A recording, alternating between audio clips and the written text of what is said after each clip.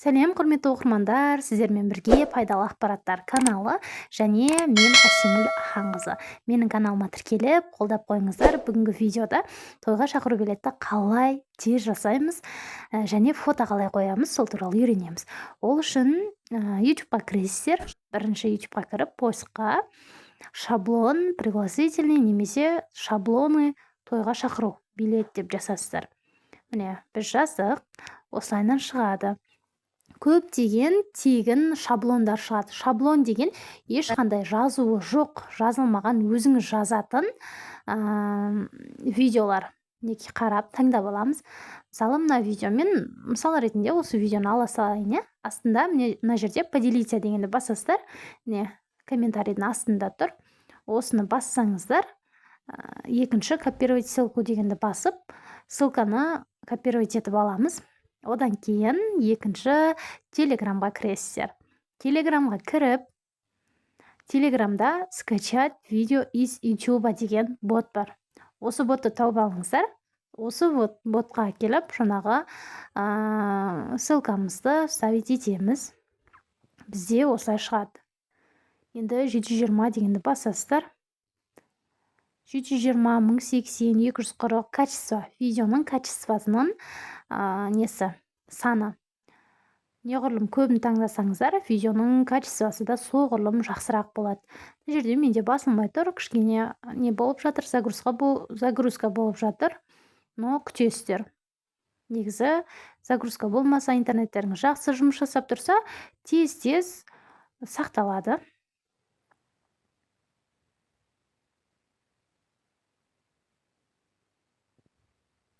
Сақталмай жатыр.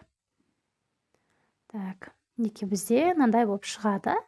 Мына бізде шықты. Енді бұны біз галереяға сақтаймыз. Ол үшін ішіне кіреміз. Мына жақта 3 кнопка шықты. Осы 3 кнопкада сохранить в галерею дегенді басып сақтап аласыздар. Біздің видеомыз галереяға түсті. Енді қандай приложениелермен жасаймыз? Ең бірінші, мен өзім айншотпен жасаймын. Қаласаңыздар, капкатпен де жасасаңыздар болады. Екеуімен де жасауға болады, бірақ маған айншот өте ыңғайлы. Сол үшін осы айншот программасымен жасаймын. Бұның ішінде міне видео, фото, коллаж деп тұр. Фотомен тек қана бір ғана фото шақырту жасасаңыздар болады. Ал егер видео қойып жасаймын, өлең қоямын десеңіздер, осы видеоны таңдап, видео шақырту жасайсыздар. Видеоны басамыз, новый дегенді басасыздар. Сосын жаңағы телеграмнан сақтап алған шаблон видеомызды алып келеміз. Неке ашылды, бірінші ашып, көріп аламыз қанша минуттық. Мен, достар, аз минуттығын таңдап қойыппын. Сіздер енді мен мысал ретінде алғашқы шыққанын ғана ала салдым. Сіздер енді өздеріңіз көбін алсаңыздар болады. Ұзақ, 3 минуттық сондайды. Енді біз мына жерге бір видео қояйық. Ашылған кезде фото қояйық. Қалай фото қоямыз, соны көрсетем. Ол үшін мен фото дайындап алайын. Pinterestке кіріп, бір әдемі жас жұбайлардан әдемі эстетикалық фото керек. Эстетикалық той көйлекпен түскен әдемі фото. Ол үшін осы Pinterestке свадьба деп жазсаңыздар, әдемі эстетикалық картинка, әдемі фотолар шығады. Не қараңыздар, қандай әдемі. Осының ішінен өзіме ұнағанын таңдап аламын.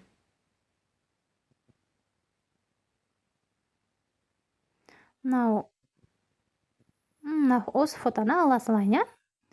Осы жерде скачать изображение дегенді басасыздар. 3 кнопканы басасыздар, одан кейін скачать изображениені бассаңыздар, галереяға сақталады. Енді қайтадан айншотқа кіреміз. Мына жерде, достар, қараңыздар, астыңғы жағында текст бар, пип деген бар. Фильтрдің қасында тұр. Пип деген, осын басасыздар да, фото дегенді басасыздар. Енді міне фотомыз біздің түсті. Мына жерден жан-жағын тартып, үлкейтіп, бүйтіп кішірейтіп істей бересіздер. Және мынандай, егер қысқартып алғыларыңыз келсе, осы жерден қысқартып аласыздар. Астын тағы да қараймыз. Осы фотоның үстін басып тұрып қарай бересіздер. Маска деген бар мына жерде. Фильтрін өзгертуге болады, қысқартуға болады. Так, бізге керегі мен мынау так мынандай не қойғым келеді. Видеоның шығуы, иә, анимация. Мына бірінші тұрғаны жақсы сияқты. Осы бірінші анимацияны қойдым. Анимация дегеннен қоясыздар. Одан кейін так мынаны алып тастай саламыз. Осындай бірдеңкені дұрыс жасамай қойсаңыздар, мына 2 стрелка тұрады ғой, соның бассаңыздар, алдыңғысын бассаңыздар, сол алдыңғы неге келеді. Енді так мен ашып көрейік. Видеомен салыстырып отырып жасайсыздар. Мынандай бар, фотомызды мынандай қоюға болады. Мынаны қойсақ, мынандай не береді, рамка береді екен. Ал мынау прозрачный фон. Егер прозрачный қоям, үстіне сөз жасам десеңіздер, осылай істесеңіздер болады. Басқа бір шаблон алған кезде, достар, осы прозрачный фонды қойып, артында прозрачный болып тұрады, үстіне бір әдемі сөздер, тексттер жазсаңыздар болады. Сонда видеоларыңыз өте күшті болып шығады. Мен пока прозрачный емес, осылай қылып қалдырамын. Енді маған мынандай не керек? Маска дегенді басып көрейік. Мен мына жан-жағын 4-3 емес, мынандай домалақтау қылғым келеді. Оған мен мынандайлар бар. Әртүрлі өзіңізге керек андай пішіндер бар, формалар. Жүрек қылып қойсаңыз болады, міне. Жүрек қылсақ, иә? Так, мынандай домалағы бар. Маска дегеннің ішінде, достар. Осының ішіне кіріп қарайсыздар. Так, мына кішкентай болып қалды бізде. Мынаны суретпен үйлеспей қалды кішкене. Енді бұны үлкейтіп көрейік. Басқа пішінін таңдап көрейік. Домалақ. Осы да қала берсін. Қазір өзгертетін болсам, өзгертем. Енді так скорс деген бар мына жерде көп. Тек қана фотоның фотоға не изменение жасағыларыңыз келсе, фотоның үстін басып тұрып жасайсыздар. Редактировать етесіздер. Удалить етіп тастасаңыздар болады. Керек емес фотоларыңыз болса. Так, жасадық. Енді ашып көреміз. Мына жердегі птичка тұр ғой, галочка. Сол галочканы басасыздар, дұрыс болса. Соны басамыз. Қазір енді біз текст жазамыз. Осылай салыстырыңыздар. Фотоны кішкене қарай алдыға қарай тартам. Ана фон ашылған кезде сонымен бірге ашылу керек. Ашылды, біздің фотомыз да шықты. Атып шыға келеді. Көрдіңіздер ме? Болды, жасап болдық. Енді текст дегенді басасыздар. Мына жерге 1-2 сөз жазайық, иә? Мысалы, так, алмаз, қаламқас деп, жаңа той болатын нелерді атын жазып қойсаңыздар болады. Кімнің тойы екен? Алмаз, қаламқас деп осылай жазамыз. Және бұл айншоттың ішінде мынандай нелер бар. Текстер. Бірақ бұлар өте аз. Шрифттар ғой, шрифттары өте аз. Қаласаңыздар, телеграмнан, либо басқа жерден әдемі бір ири, күшті шрифттарды осы айншотқа тартып қойсаңыздар болады. Менде әзірге тартылмаған екен. Мен осы айншоттың ішіндегі шрифтпен қалдырамын. Мына жерде енді осындай анимация бар. Мына жерде әртүрлі көрдіңіз ме? Тексттің ішіне кірген кезде өзі астынан шығып тұрады. Шатыстырмаңыздар, иә? Өте ешқандай қиындығы жоқ, өте оп-оңай. Айншот негізі CapCut'қа қарағанда оңай приложение. Мына жерде тексттің ішіне кіргенде тек қана тексттің суретін өзгертетін, шрифтін өзгертетін, анимациясын қоятын дар ғана шығып тұрады. Так. Осы бірінші шрифтті қалдыра берейін. Бірақ мынаны өзгерту керек сияқты, екеуін бір жолға қоя салайық. Алмаз, қаламқас. Енді түсін өзгертеміз, цветін. Так. қаламды басасыздар. Енді так тексттің үстін басып тұрып барып қаламды басасыздар, сол кезде шығады. Енді цветін өзгертеміз. Так, бізде мына жерде фон кішкене көктеу, иә, артқы фон ақ болғандықтан жазуды ақ қылсақ көрінбей қалады. Қара қылу керек немесе көк қылу керек. Мына жерде рамка сары қылсаңыздар да болады, бірақ мынау төрт жағынан жаңа рамканың төрт жағындағы гүлдің цветі көк болғасын, мен бұны көк қылғым келіп тұр. Так, осы көк цветке қоямыз. Екінші граница деген бар. Граница, яғни несін, жазудың границасын цветін ауыстыру. Бұны да көк қыла берейік, себебі жазуымыз көк. Жоқ, көк қылсақ көрінбей қалады екен, бұны қара қылайық, дұрыс.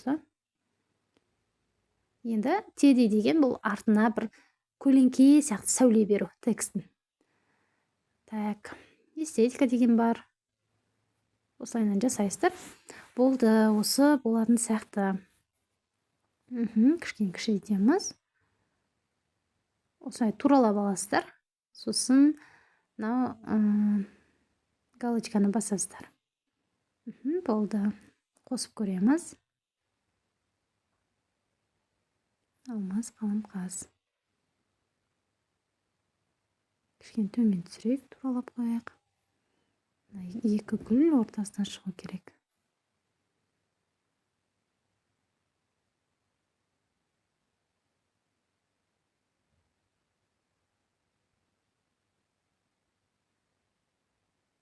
Осылай қайта көріп туралап аласыздар.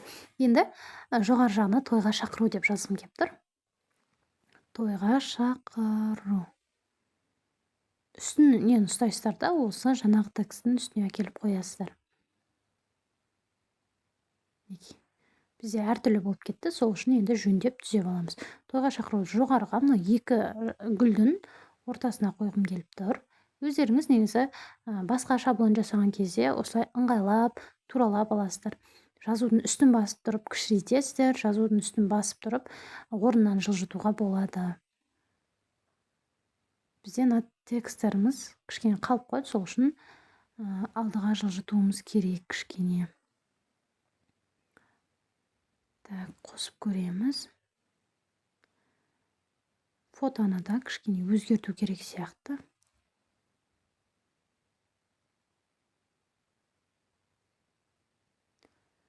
Масканың ішіне кіреміз. Так, жүрек келмейді.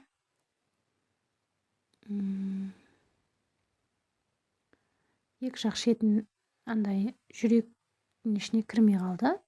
Фотомыз жүрек формасына сәйкес келмей тұр. Сол үшін өзгертіп көрейік. Так, басқа форма қойып көрейік. Бұл емес. Мынандай форма да бар. Егер суреттеріңіз келіп жатса, осы форманы қойсаңыздар да болады. Маған бұл қазір келмейді. Так. Осы форманы қойып, мына шет жағын үшінші тұрғанды кішкене тартсаңыздар, мынандай сопақ болады. Мен бағанадан бері осындай қылғым келіп жатыр мына суретті, просто таппай қалдым. Осылайынан сопақша қылып, мына рамканың ішіне келетіндей, бір әдемі көрінетіндей қылып қоямыз. Болды, қойылды. Енді бір қосып тексеріп көреміз. Суретіміз ашылды, текстіміз шықты. Қосып көреміз. Енді мына жерде екінші басталатын жер бар, бұл жерге тоже текст жазамыз. Бұл жерге енді құрметті ағайын туыс бауырлар деп кімді шақырасыз, соның бәрін жазып шықсаңыз болады. Ағайын туыс бауыр, құда жекжат, дос жаран деп. Мен бірақ мына жерге қысқа ғана жазам, өйткені сіздерге көрсету үшін ғана жазып жатырмын. Ағайын туыс бауырлар сіздерді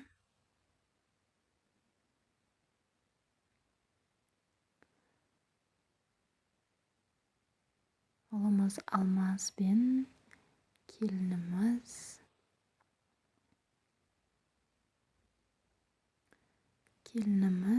Қаламқастың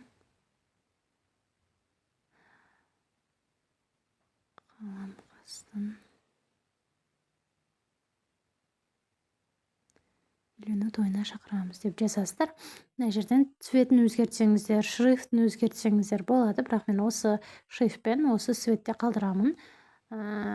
Сіздерге түсінікті болсын деп көрсетіп жатырмын. Негізі ұзақ видео таңдаған кезде көп нәрсені сыйдырып жазсаңыздар болады, бірақ менің видеома сыймайды. Енді мына жазудың үстін басып тұрып, былай кішірейтесіздер.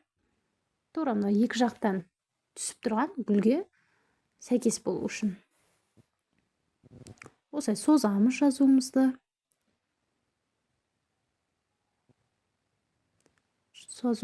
Созамыз және қосып бір тексеріп көреміз видеоны.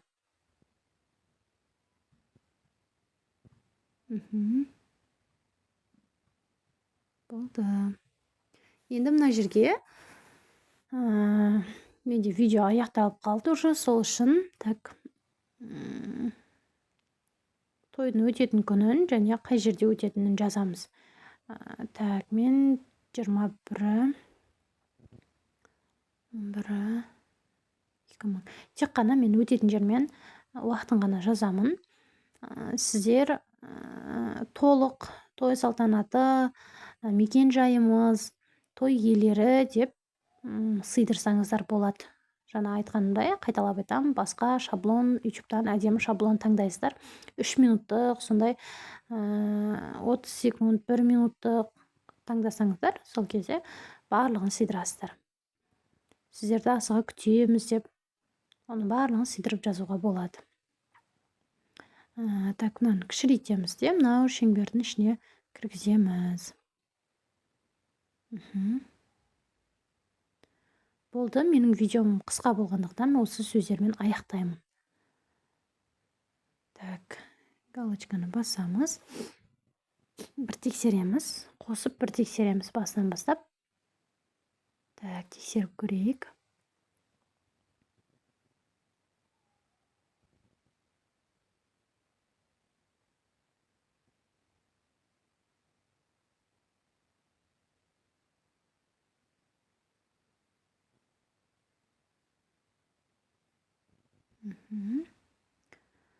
Мына жердегі сөзді кішкене ұзарту керек екен.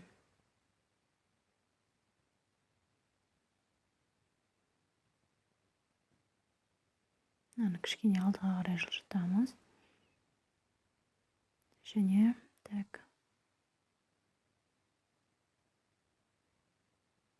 енді үлкен экранмен көрейік.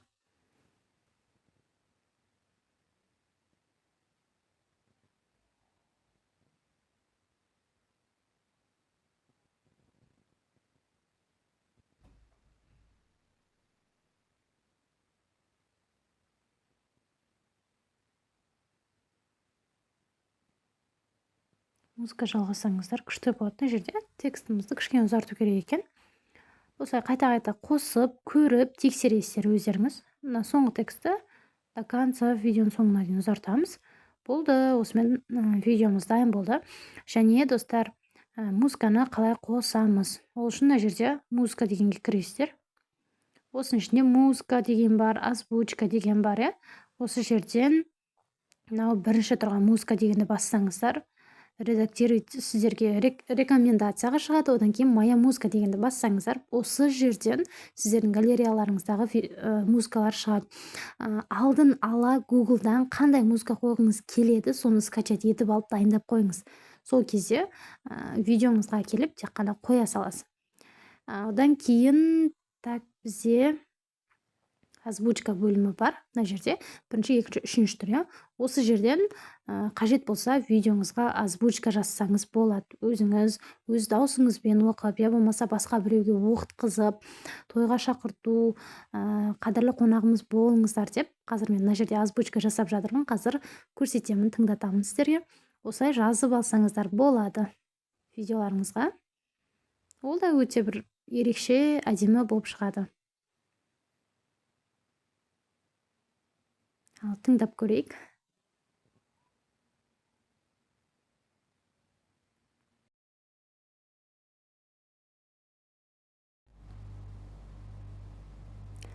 Тойға шақыру. Алмас қаламқас. Құрметті ағайын туыс бауырлар, сіздерді ұлымыз Алмас бен келініміз Қаламқастың үйлену тойының қадірлі қонағы болуға шақырамыз. Өтетін жері Айдидар мейрамханасы. Осылай өз дауыстарыңызбен озвучка жасасаңыздар да болады, өте ерекше, күшті болып шығады. Так, бұны өшіріп тастай салайық. Жалпы музыканы осылай қоясыздар. Мен бұл жерде музыка қоя алмаймын, себебі YouTube-та менің музыкамды көрсетпейді, авторский права шығып кетеді. Сол үшін қазір қоя алмаймын. Бірақ жалпы осылай істейсіздер. Және тағы да бір көрсететінім, мынау астыңғы жағындағы значокты X дегенді басып, бесплатно снять дегенді басып, айншоттың значогын алып тастай аласыздар. Оған реклама шығады. Осындай реклама шығады. Бұны X шыққанша күтесіздер да. Сосын X-ті басып, өшіріп тастайсыздар. Олай негізі значокты алмай да сақтасаңыздар болады, бірақ видеолардың көрінуі үшін айншот деген жазудағы значогын алып тастасаңыздар болады. Осылай X-ті басқаннан кейін жаңа айтқанымдай бесплатно снять дегенді басасыздар, сосын осы реклама өтіп кеткенше күтесіздер. Осы жерде міне X шықты жоғары жағында. Сол X-ті басасыздар, міне қараңыздар, біздің значогымыз алынып тасталынды. Міне. Өте әдемі болып қалды. Енді қалай сақтаймыз? Мынау экспорт дегенді басып, 1080-мен видеоларыңызды сақтап аласыздар. Бұл сақтайтын кезде де осылай реклама шығады, достар. Бұл жерде тоже күтесіздер, мына реклама шыққанша, кеткенше Google Pay дегенді басасыздар. Сосын осылай шығып кетсе, X-ті басыңыздар. Сосын жоғары жағындағы X-ті басасыздар. Сосын күтесіздер. 100-ге толғанда видеоларыңыз галереяларыңызға сақталады. Баршаңызға пайдалы болсын деген ниеттемін. Менің каналыма тіркеліп қойыңыздар. Сіздерге басқалар ақылы түрде беретін білімді мен сіздерге тегін беріп жатырмын. Сол себепті мені қолдап тіркеліп кетіңіздер.